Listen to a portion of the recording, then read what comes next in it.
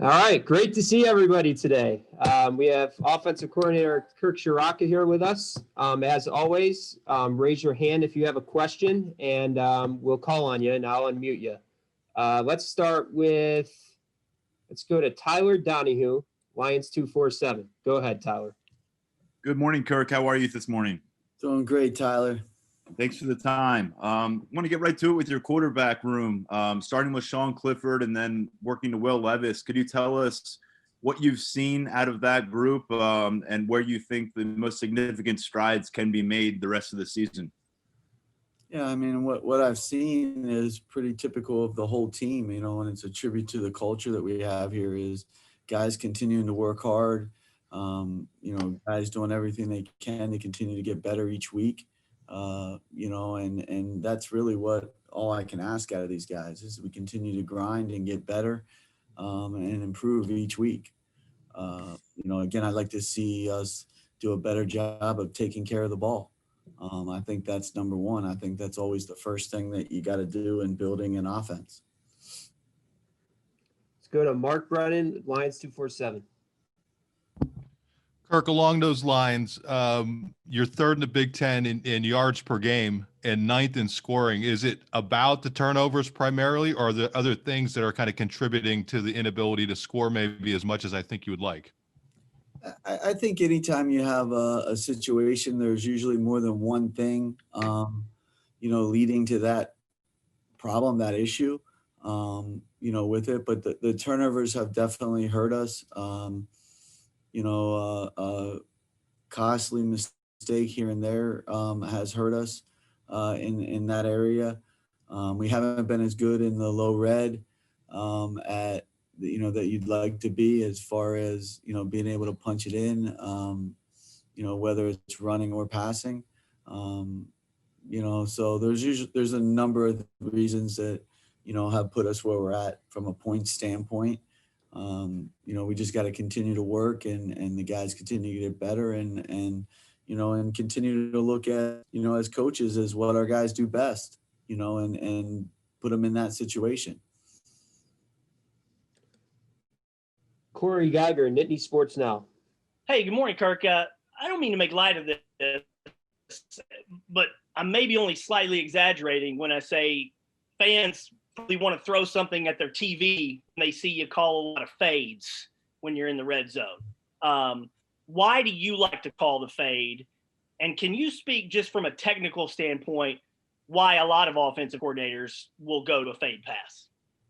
Well, I think, one of the reasons why I've been calling the fades down there is something that we did well in training camp and have done a really good job with in practice.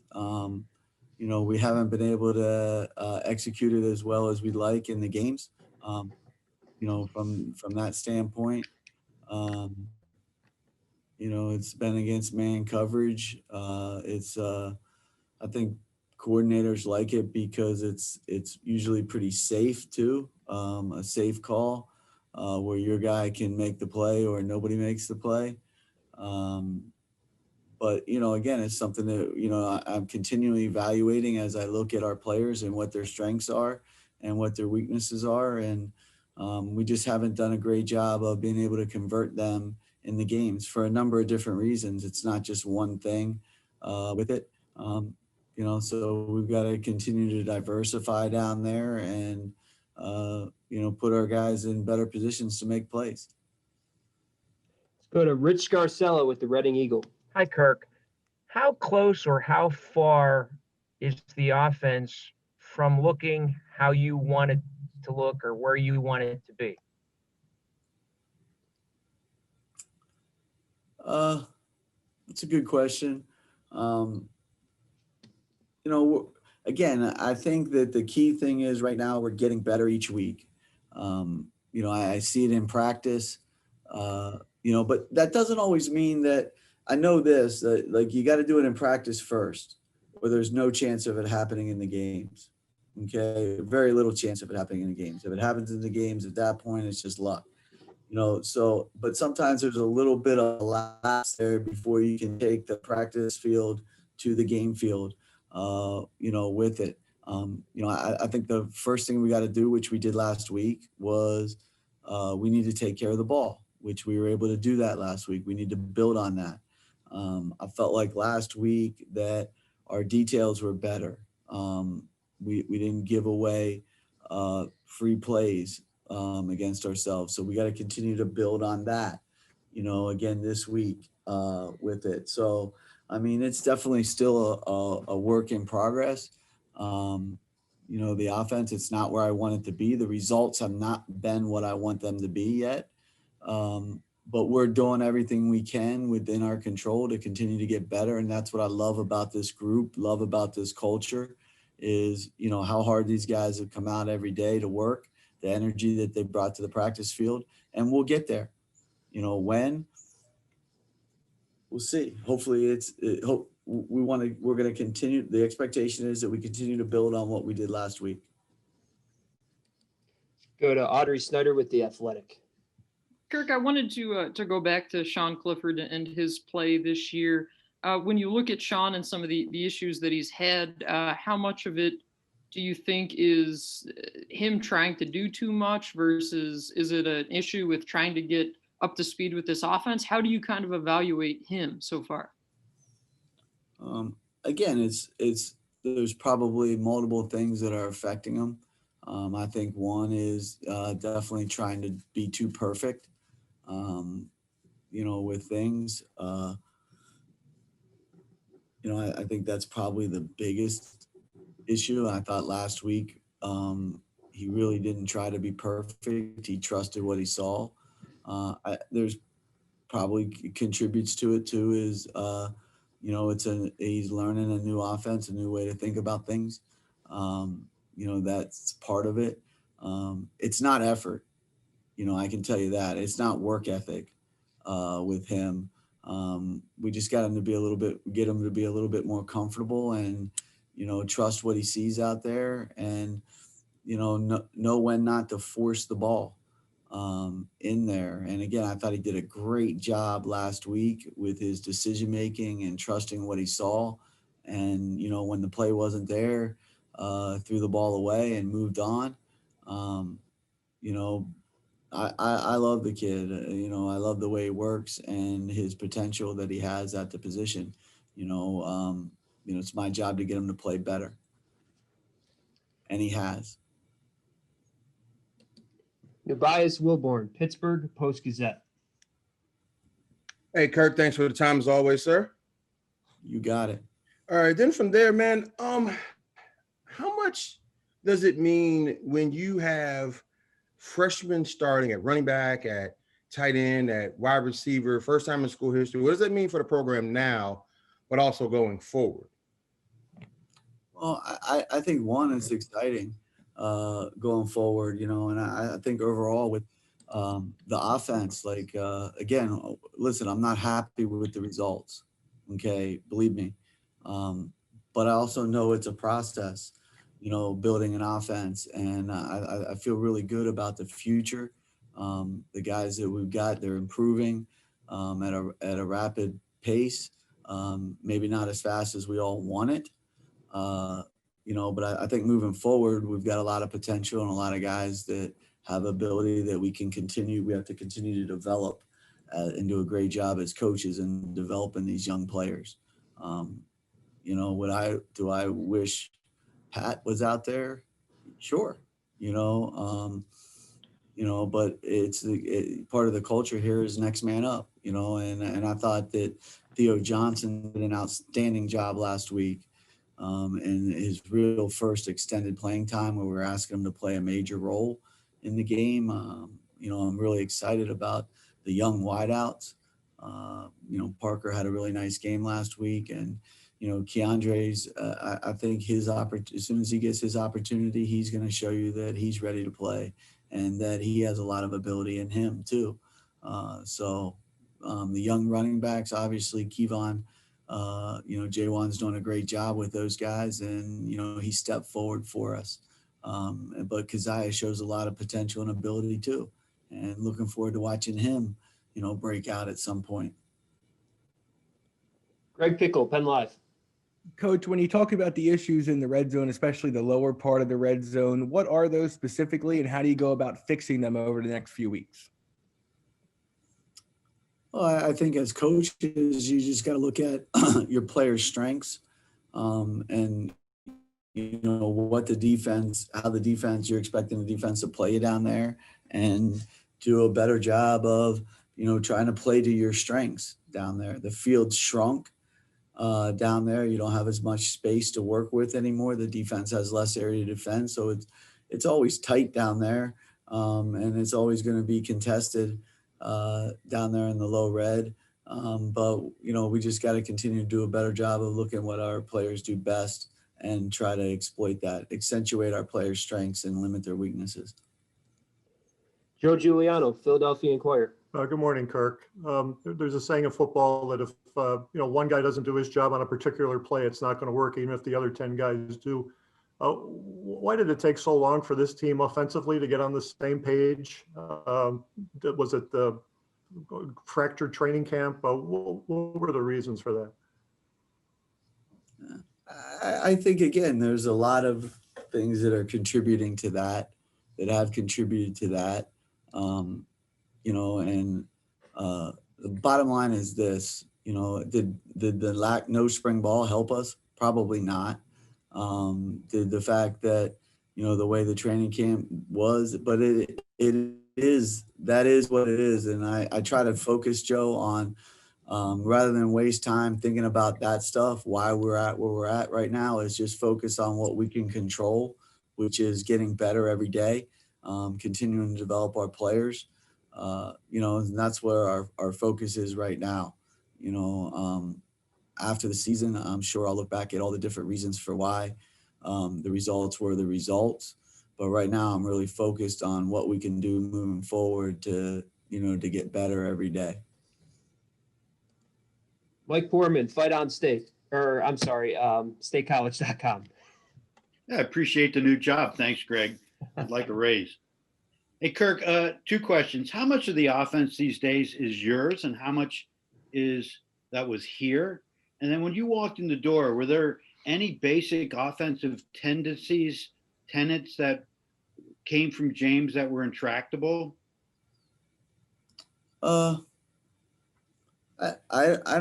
have to sit down and really look at it and evaluate that question, how much is what or who or where. Ultimately I'm the offensive coordinator, so I own it all. So I don't really think about it like that right now. We're doing what we think gives us the best chance to win the game on Saturday, period. And you owe that to the players, to the program, and to the fan base, and that's ultimately what we're trying to do. So, I don't really have a real answer for you on that, other than what I just said. We're doing what we think is, that everyone thinks gives us the best chance to win the game on Saturday, and what fits our players' strengths. Mike Gross, Lancaster Newspapers. Hi, Kirk. Thanks for doing this today. When you got to see the team play in actual games on tape, and was there any specific thing that you saw and said, boy, I think we would have been better if I could have installed that in a normal way, or I could have drilled that or taught it or coached it in a more normal way, given the realities of this season? Yeah, I mean, again, I think that's very fair. I think that's the reality of it, that we all would have been better off had we had a more normal year, and we'd be in a better place right now. But again, I'm not, Mike, honestly, like I'm not focused on that right now. And, that's, to me, that's just a waste of energy right now, is because it wasn't a normal year. It is what it is, right? And, our focus is totally on, going 1-0 against Rutgers this week. And, how we're going to do that is by getting better every day in practice, and then being able to apply that to the game. But just wasn't a normal year. It is what it is. And, you know, so there's truth to what you're saying. I totally agree. Donnie Collins, Scranton Times Tribune. Hi, Kirk. Thanks so much. Are you happy with the progression, the development of the offensive line this year? Yeah, again, right. I'm just looking at them and just like every position and, you know, looking for progress each week, you know, within the guys and what their energy is like at practice and how are they preparing and coming along. So, yeah, I mean, I think they're, you know, would we like the results to be better? Absolutely. Okay. Absolutely. Don't mistake what I'm saying for that. But at the same time, you know, I think that Coach Trout's getting them better. I think it would, you know, just like all of us, you know, to have a normal year and been able to meet with the guys in person, you know, certainly would have helped everybody's development across every single position, you know, with the whole team. Tyler Donahue, Lions 247. Kirk, one of the mysteries for you was the lack of game film and on Will Levis going into this season. You mentioned that earlier this offseason. When you made the decision to place him as your starter against Iowa, what led up to that decision? And then to pull him out in the third quarter and go back to Sean as the starting quarterback a week later, why was that in turn the ensuing decision? What do you think about Will Levis overall through these games? And if you could just kind of talk us through those change of events at the starting spot. Yeah, I think as far as the change in that, you know, I actually leave that question to Coach Franklin, you know, and that was a discussion that, you know, that he and I had, you know, when we went to Will, and then a discussion that we had during the game when we went back to Sean. And, you know, I'm not trying to duck the question, but I think there should be one voice, and, you know, the head coach should be the guy to answer that question. But we did have a discussion about it. As far as Will's progression goes, I think Will has a lot of potential and a lot of talent. And I thought he did some good things in the Nebraska game when he came in the second half.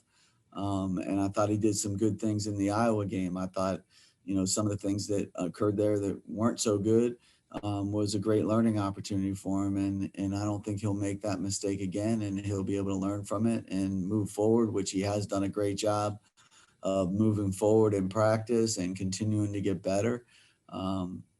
You know, and so I'm excited about his future. Let's go to time for a few more questions. Nate Bauer, Blue White Illustrated. Hey, Kirk, what is the learning curve to establishing chemistry on an offensive staff that has so many new pieces? Are there hurdles to that, and where do you feel like you guys are in that process? Well, I think that we've done a really good job of getting to know each other. You know, but would it have been easier had we been, you know, in the office together and gone through spring ball and a normal training camp? Absolutely. But that wasn't the case. You know, with it, I think anytime you get together your first year, you're still learning each other a little bit. And there's obviously some growing pains with it, but we got a great group of guys that are super coaches. And, you know, I think we've meshed really well together, and, you know, we're going to continue to get better, just like the players. Mark Brennan, Fight On State. Kirk, how have Sean and Will handled the last few weeks? Not necessarily from a playing perspective, but, you know, being team leaders, that obviously has not been an easy situation for either guy. How have they kind of come through that?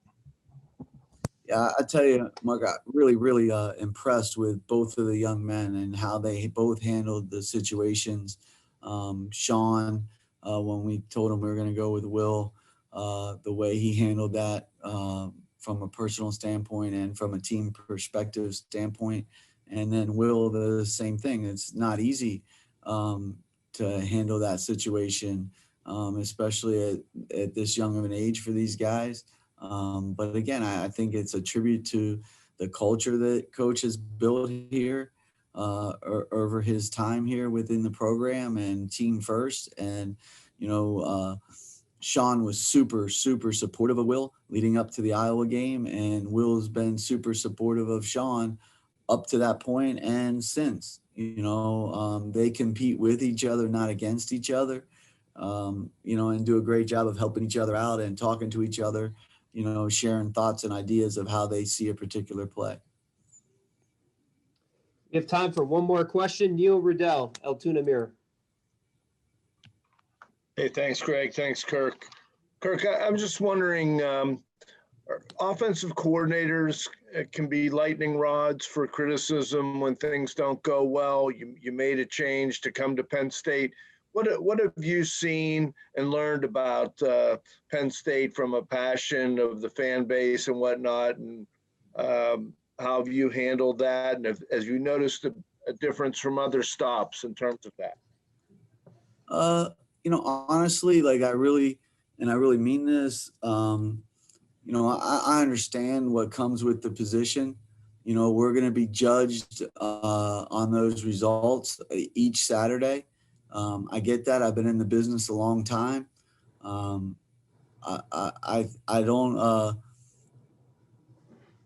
don't listen to the outside when it's going really good.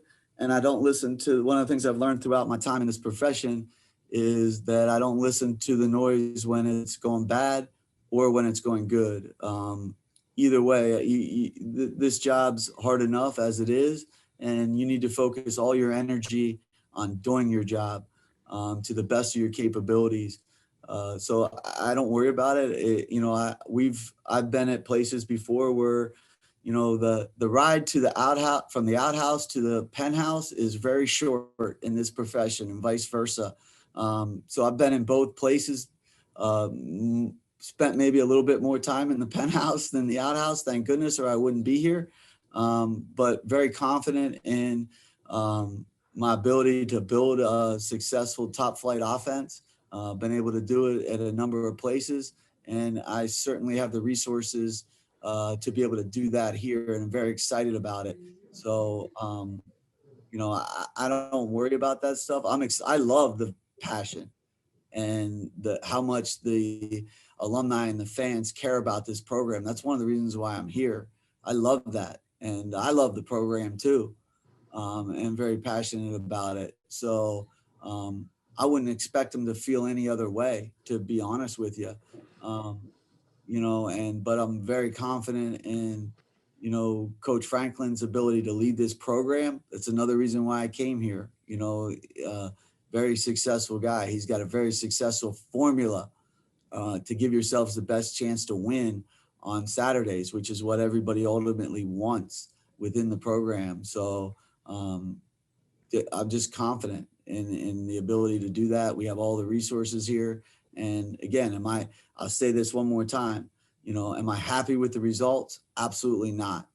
Okay. But I do trust the process, and I've been in a lot worse situations than this from a standpoint of a productivity standpoint. And we've always managed to come out the other side and be really, really good. And I'm very confident, and I see the pieces here that we can be really good.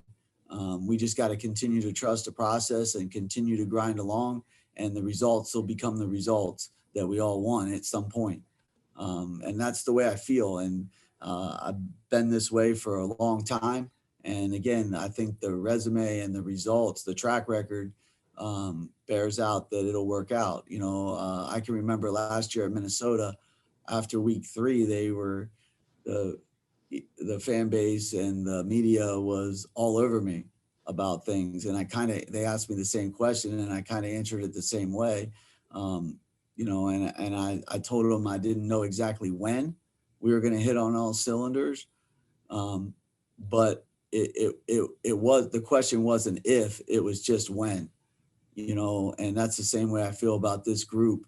In this program, we'll be back on top in no time. And I feel like the pieces are there, and we just got to continue to grind and trust the process and continue to handle. I think the whole program's done an unbelievable job handling the adversity. And again, a tribute to Coach and the culture that he has built here. They're not used to being 0-5 and not being ultra successful, so it was a different experience for the guys in the program. But the way they've worked and continue to stay together and grind and understand that's how you're going to change this, has been unbelievable to me to watch and see. And I'm really proud of the way the guys have continued to battle with it. And, again, it's a tribute to Coach and his leadership. All right. Thank you very much, Kirk, and appreciate everybody joining.